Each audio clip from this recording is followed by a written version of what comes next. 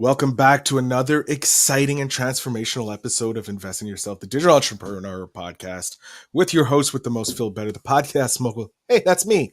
I'm going to bring you the strategies, insights, and stories you need to hear to level up your life and your business. But today we're going to dive into the power of mindset and prosperity with a coach who's helping entrepreneurs unlock their fullest potential. Our guest today is a high performance and mindset as well as a prosperity coach with a track record of delivering jaw-dropping results. Her mission to help entrepreneurs 10x, yeah, that's right, 10x their business in just 6 months. But her approach isn't about quick fixes or surface level strategies you find with gurus. No, it's about working from the inside out. She knows that lasting success starts with transforming yourself first. So get ready to uncover the secrets to permanent growth, unstoppable confidence, and true prosperity. This episode's going to leave you inspired, energized, and ready to take the bold action you know you've been waiting to take. You procrastinator, I'm talking to you there. But please welcome to the show the dynamic and powerful Jeni. Jeni, thank you so much for being here. Awesome. Thank you for that lovely introduction. I appreciate it. You are very welcome. As my audience knows, I look at myself as an MC from the early 90s who would hype up the crowd for when the rap star jumped out. So Yes. that's my job. I hype up the crowd. They're ready. They're willing. They're salivating, Jeni, to hear your story. And we're always going to start with the first question. Why did you throw off the shackles of a 9 to 5 life to become a high performance and mindset prosperity coach? What made you decide to go down that route? Absolutely. So actually my background is as a physical therapist. And so I loved it. Absolutely. I loved working with my patients. But I always felt like there was something missing. And, you have kids and life changes, and it's just becomes harder and harder to manage schedules and be working out of the house. And it actually was more than 9 to 5. Usually it was longer hours, doing notes at night, all of the things. And in my own self journey of growth and personal development, for like 10 or 15 years, I came across all kinds of information, but then somebody introduced me to a video of Bob Proctor. And I was just like, okay, I'll just listen to it. And next thing I know, I'm sitting down, I'm taking rigorous notes. I'm like, oh my gosh, where has this been? I've been studying things for 10 or 15 years and I never heard this before. It just closed all of the gaps and all of the holes. And I was like, okay, this is how I am going to, for one, I need to share this with as many people as absolutely possible because incredible information. And two, this is how I can build something from home so that I can still, be home, be homeschool. Like I can have way more flexibility in my time and my schedule. And I mean, it has just given us opportunities that we would have never had if I was still juggling working outside of the house. I love it. Oh, I love it. I love it. I love how the goal was to, spend more time with the kiddies, because that's always an important goal, especially when you're doing the untypical 9 to 9 lifestyle of a physical therapist or any service-based business owner, right? Or if you're an employee in a service base, you know that your life isn't just 9 to 5 anymore, like an office worker. 9 to 5 is a dream that has disappeared as fast as the 90s disappeared, which is sad because I miss the 90s. I was young and cheerful back then. But anyways, Jeni, with you going into this Bob Proctor world, who it has been a name that's popped up in the podcast in the past, which I love because he's a great guy. He does a lot for people. His courses are just mind blending. How did you transition then from being, a devotee, if you will, of Mr. Proctor to now becoming this mindset high performance coach? Like, how did that transformation happen? Yeah, so it actually didn't take me long to decide. Like as soon as I saw that first video, then I spent like, I don't know, 2 weeks, I think, binge watching as many videos as I could get my hands on. And then all of a sudden I got an email from the Proctor Gallagher Institute and they're like, are you interested in your own business where you would be, business for yourself, not by yourself, all of that. And I was like, oh, let's see what this is. And it was to become a Proctor Gallagher Institute consultant. I was like, oh my gosh, yes, I would love to do that because I feel so passionately about this information. And so that just got me started. And then I just, steamroll from there. But it took me like 2 seconds to make that decision. I'm like, this is exactly, everything resonated. It just felt perfect. I love it. With this jumping into the world of self development, becoming the high performance mindset coach, and being in business for yourself but not by yourself, uh, Mhm. which I Yeah. love. How did you waylay those fears? Because a lot of us, when we start, going off into this entrepreneurial world, be it as an affiliate marketer, as a consultant for with the Proctor Institute, or anything really, when we go into be our own boss, because it's Yeah. scary as AF, if you will, because we don't know what we don't know, and that's fearful. That's a big black hole. Mhm. With going with with kind of buddying up with the institute, how has that waylaid the fears of the unknown of business ownership? Absolutely. I think part of it was at least starting out, seeing some of the potential, right? Like listening to many other consultants who had come before me and the types of different businesses they were able to build after starting out with that, and just the immense success that they were able to have. Knowing that you had something in your back pocket that was just so valuable that could help so many different people. But then there's this also this beautiful lesson about the terror barrier, which I think is exactly what you're describing here. So you're trained as with X type ideas, right? So you have these, like, this is what you're trained, this is what you're trained, and you have this new idea that comes into your mind, this Y type idea, and it's like, okay, that sounds great, and it's okay until you become emotionally involved with it, right? And then now you're in this weird vibration. That's where you get scared, because you're like, okay, I want to do this. I want to go for this big thing, but this is still holding me back. So you have these two opposing ideas trying to control you, and you have to make the decision to just plow through that terror barrier and bring yourself into the new existing, the new Y ideas. And you just have to make that choice. It's something that you have to just decide. And once you decide, amazing things can happen. So like once I decided I'm just going to do this, I'm jumping in. Like it was an investment. It was, like there were definitely factors involved, but I just made the decision. And if you 100% commit to that decision, no matter what happens, you will end up on the other end even better off than you thought you could. I love that. Where did How long did it take you to get to this mindset of I need to plow through the issues or this terror barrier that you've had in your life? Because obviously, going from a physical therapist, right, there is some terror becoming that, because you're like, am I going to be good enough for my clients, help those people? Because it's not like, oh, I'm a customer service rep, I'm not at a call center, right? You're taking care of someone's body, right? So there is some terror barrier there, maybe not as great as leaping into your own business, but it is a different type of terror barrier. Did you always have this mindset of just barreling through this terror barrier, or is it something that you had to build up?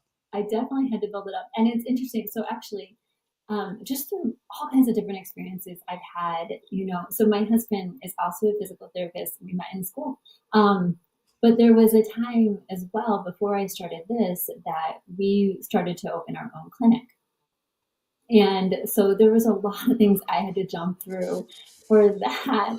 And I think a lot of that and the growth that I went through during that time really helped set me up to be able to jump into this other thing well. And I think because I just knew this was my purpose. I knew this is what I meant to do, and everything just felt so right. I never questioned it this go around. In the past, there was a lot of fear, there was a lot of unknown, there was a lot of the bills are coming, all of that stuff. And so I think just through all of the different experiences that I've had, I've been able to build myself up to this point where it was like it was leading me to this. So once I got here, I was like, okay, I know what I'm doing. I know that this is what I need to do. I love that. I love how you just built upon the terror barriers to plow through, and launching your own clinic is also hugely terrifying as well. But luckily, you had a support in your partner. Mhm. With your partner's support launching the physical therapist clinic, how much, what was the support? Was it unconditional support? He's like, yeah, I want you to do this with the proctor. I want you to become your own high set mindset coach. Or was he more kind of like, hey, we got a good thing going here, like why rock the boat, keeping that. Yes, absolutely. So we don't have that clinic anymore. Okay. Okay. The first baby came, things changed, it just The first baby came in, the clinic was like, that's the first thing to go, we got a baby now. Okay, so mom needed to flex schedule. So, um, you know, and he's got a wonderful, and I think that did help as well. So he has a solid job that okay, he loves and it's stable. And so there was a little bit more room for me to flex and be able to, if I decrease my income for a period of time, we would be fine. Like we would okay. survive, depending on how long that went. Of So, course. Honey, I love you, but 20 years not bringing in money, I'm a little stressed here, babe. Can we look at maybe coming back to physical therapy? yeah. I can understand. Okay, so hubby, your partner has a great job, which allowed you the freedom to, explore becoming your own, exploring becoming your own boss again, Yeah. and becoming that success that is what you were kind of like your soul was craving. Oh, um yes. so with everything you've done, what has been maybe the single, and I don't want to say the single biggest change, because that's like, that doesn't help anyone, because it's so specific to yourself. Mhm. What are changes that you've taken on yourself that you feel have benefited you as an entrepreneur? Yeah. So actually, I think one of the biggest things that you can do is to look at your self image, quite honestly. So there's a great quote, and I think Bob would say it all the time, is you can never outperform your self image. So it's like our internal caliber. If you've ever read the book Psycho-Cybernetics, it's like our own internal cybernetic mechanism. So like if you're, for example, a sales professional and you make, regularly 100,000 a month, and one month you go down to about 70,000, but you are programmed for that 100,000. So you will probably the next month maybe go over, and you'll end up the end of the year about the same that you were, where you're programmed, right? So it's part of like your paradigm, your self image, a little bit mixed together. And when I finally sat down and like really took that seriously and took the time to work through my self image and the person that I needed to be to make the results that I wanted to make, then things started to change a lot more drastically, a lot more quickly, and it's really incredible. This controls like 95% of what you do is from internal, between your mindset, your self image, all of That is very interesting. um because it is true, like Bob said, would say, it's, you can't outshine your self image, because it's always in front of you, right? It's the hologram you put in front of you, you're always chasing it. that. Matthew McConaughey had something similar, saying that, I'm chasing the 5 year ahead of me version of myself, so I Yeah, never can be perfect. Something along those lines. I'm butchering the quote, and I apologize, Mr. McConaughey, for butchering your quote. But it was something like he's chasing the 5, 10 year person in front of him at all times. yeah. Which is the best way to go about life. How do you celebrate your wins? Because going after, always looking at your future self, sometimes we as entrepreneurs, we forget to celebrate the wins that we're supposed to celebrate, right? Because the 5 year old, Yeah. the 5 year person in front of us has already celebrated those wins, but we have to celebrate them as individuals. So how do you go about celebrating those wins and remembering to celebrate those wins? Yeah. So I would say two things about that. So first, when you talk about like, chasing after the 5 year version of yourself, so I would encourage maybe even, so we look at it as kind of like you become, like you are already. So like when you're describing your self image, like you're putting it all in present tense, like I am confident, I am strong, I am powerful, I am making whatever whatever it is that you want to say, you put it in present tense and you embody it and feel it now as though you already are that person.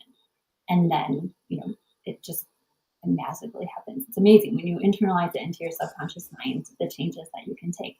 But how I celebrate, I mean, just on a small scale, every morning, the first thing I do is I write out what I'm grateful for. And those are usually even the small wins, like, getting booked on more podcasts, getting to share my message with more people, whatever it is. Like, I try to make sure that I acknowledge all of those little things every day so that I keep in line with the right vibration. Does that answer your question? Yeah, no, it does. I want to know with because obviously writing down what you're grateful for, and putting it into the present tense is something that obviously works. You're obviously key. Um, I would like to go to your clients here, and not a success story because obviously you probably have hundreds of thousands of those. But I'm wondering, with all the clients that you encounter, Mm-hmm. um, what is one of the most common limiting beliefs that they have, and how do you go about helping someone break free of that limiting belief? Yeah, so I think probably the most common one I see is actually like paradigms around money. So it's amazing the things that we have internalized, or you hear through your life that has programmed your views and what you think about money, and you don't even realize it until you're trying to make more money, and you're like, why am I not getting the results that I want? And when you sit down and really start to realize where you are programmed and what your beliefs are around that, then you can start to make the changes, and it's amazing what you'll see happen. But that, between money and worthiness, or believing that you are deserving of the success. Those are kind of the two biggest things that I see.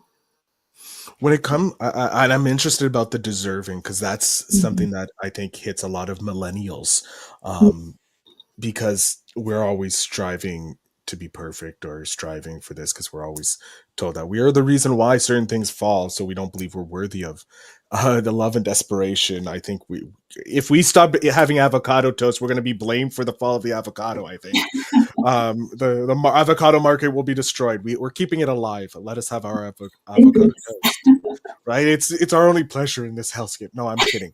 um but I'm curious, because we're having this worth, Mm-hmm. like self-worth, um and you said it's a common limiting belief that you have with the clients that you've helped. Where do you think it comes from? Like, because obviously the this is it's not just an individual, because it's a generational thing, because it's Yeah.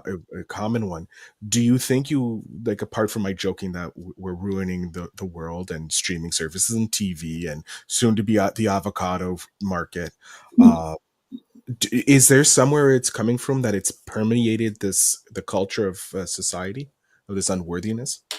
Yeah, I think that is it's hard to pinpoint, right? Because every person is so individual. But generally speaking, what I see a lot is there's this idea that if you are desiring more, that you are greedy, or that, who do you think you are to think that you deserve to be making $1 million or $2 million or however much it is. So there's just kind of this level of expectation that a lot of people, I think, have been put on them, where like you should be happy with what you have, and you shouldn't be asking for more, you shouldn't be trying to get more, and then it makes people think that they're not grateful for the things that they have. But that's totally different, right? So there's a difference between gratitude and settling.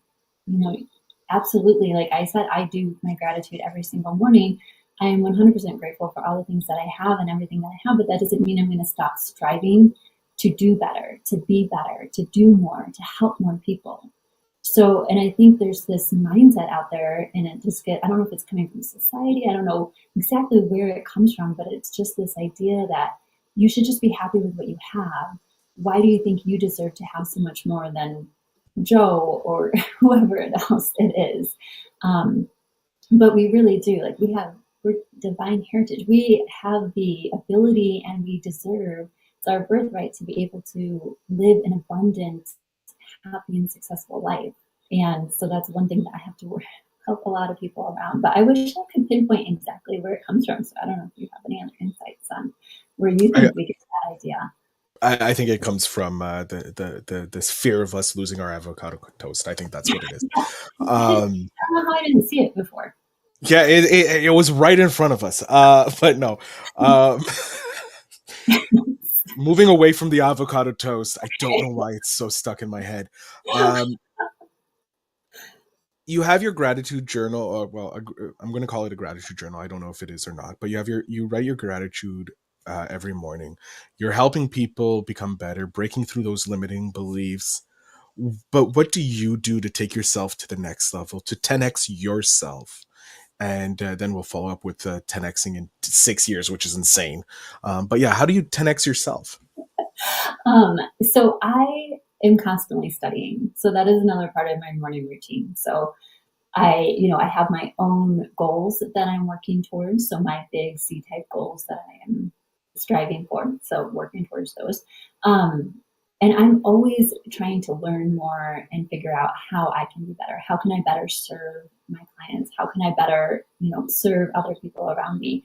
And so I think every morning I can't tell you how many books I read, and I just I'm kind of a nerd about it, but I just love learn. It's amazing the information that is out there.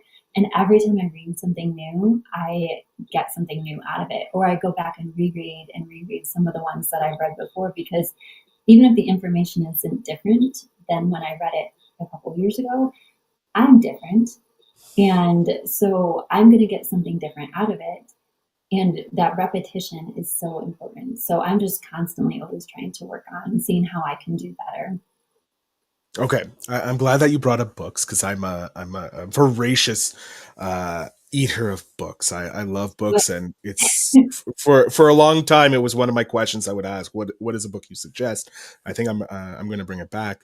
What is one book, since you mentioned you go back to books? What is one book that you seem to constantly have a pull towards? That you reread and it's without question. And I'm not writing this down at all so that I can That's start becoming a okay. better There's version. actually, it's hard. There's three like really key ones. So of course there's Think and Grow Rich, which I know if anybody knows anything about Bob Proctor, he read that book every day for 60 plus years. So he was really, really big on that one. And there's so many key things in that book. I really love it. And then I already mentioned Psycho-Cybernetics, which I also really love. A lot of great insights. And The Power of Awareness. So those are kind of like three staples that I just really love, and then lots of other ones. I love that. What is it about? Because obviously, Think and Grow Rich, we know it's the kind of like the Bible of entrepreneurship. Because nearly every entrepreneur has read it and always suggests it because it does open up your mind to Yeah, seeing beyond the possibilities, right? And obviously, Bob Proctor, legend himself, read it every day for 60 plus years. It must be good. yeah. And you have psycho or there's trauma, one of the two. You either have a huge trauma or you understand how powerful it is. Then you have psychosomatics. Makes me used to think of one of those a song, I can't remember what song, but anyways. And then you have the power of awareness. Yeah. What is it about the power of awareness that keeps bringing you back? What is it? There has to be something at its core that keeps pulling you back for the lessons. Yes. So in The Power of Awareness, have you read that one yet? I have not. Like I have only read Think and Grow Rich. So both of the psychosomatics or Cybernetics. cybernetics, sorry, the psycho-cybernetics is on my list, and the Okay. power of awareness. I'm curious. I want to know why does it keep bringing you back? Yes. So I think it is just so interesting. So it talks a lot about imagination. I just actually happen to have it right here. So I'm going to read it again. I I promise to the audience that this is not a plug. It was not a plant. We I didn't know completely from the this. universe brought it around. But yes, so you were saying. So the perspective about imagination and the power that it has, and just what you can accomplish simply by imagining it and the way that you imagine it. I mean, it just it really brought out a new way of looking at it and thinking about it for me. That then, when I aligned it with some of the other things in the other books, it just again filled in so much other great, uh, filled in some of the holes and added more depth, I think, to my understanding. I love that. I love how you're constantly investing in yourself by education and Mm. rereading books. And I'm one who loves rereading some older books that you've already gleaned the lessons from, and then you glean all like a subsection of lessons that you never knew were even there, and it's just from the growth of yours. But I'm curious. You have this, like I said in the intro, growing a 10xing a business in 6 months. Mhm. Now that's a bold claim. It can be done. I believe it can be done, but claiming that you can help others is kind of huge. So, what Mhm. are some of the core principles behind the transformation, and what kind of mind shifts are necessary? Because those are mega mind shifts that needed to transform Yeah, greatness that you yeah, can. yeah. And like you said before, it is not like an overnight. It is not like a get rich quick. It is not like a magic bullet. But when you put all of these concepts together and you really dedicate and you really work on it, and the changes that you can see in your results and in yourself are just incredible. And I just love I love seeing people amaze themselves. And they might be a little skeptical at first when they start, and then when they start getting results and things start changing, and they're like, oh my gosh, I can't believe that I accomplished this, which I never thought I could ever do. And it's really fun. It's really rewarding. I love that. I want to snap my fingers. We're 10 years in the future. Jeni, what is Jeni doing? Where is she at? Is she, lying on the beach? Is she lying on a yacht in the Mediterranean, or is she running from crocodiles in Australia? What is Jeni doing in 10 years from now? Good. So I think about this all the time. So I have a lot of, like I said, I have big C type goals. I have a lot of things that I'm working towards. Yes, so definitely living by the ocean. Probably on the East Coast. Right now, we're in Colorado. I'm going to get there way before 10 years, but we're going to be there um, much sooner. So, some of my other goals by then, I want to also open a yoga studio. And with that, I want to hire survivors of human trafficking.